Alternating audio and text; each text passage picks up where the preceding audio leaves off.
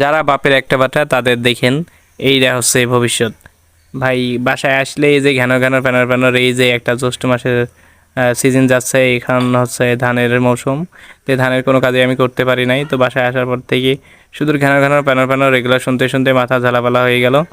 তো তাই মনের রাগে দুঃখে কষ্টে এই যে কুলা হাতে নিয়েছি, কুলা নিয়ে দেখেন ধানগুলো একটু আর কি বাতাস দিচ্ছি ফ্যানে করে।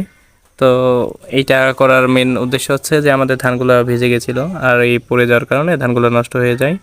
আর এইভাবে না করলে হচ্ছে না, যে হাওয়া মেশিনগুলো আছে ওইগুলোতে আপনার ধরলে এই ধানগুলো আপনার আরও বাজে অবস্থা হয়ে যাবে, বিধায় এইভাবে এই ধানগুলো পরিচর্যা করছি।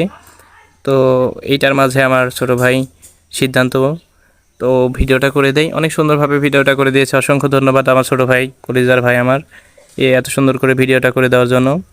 তো এই যে দেখতে পাচ্ছেন একটি পিচ্চি চলে এসেছে, পিচ্চিটা অনেক কিউট।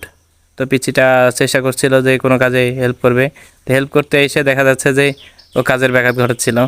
তো তারপরেও যে ভিডিওটাতে কিছু তথ্য আজকে দেওয়ার ছিল, তো ওইগুলোতে দিতে পারলাম না।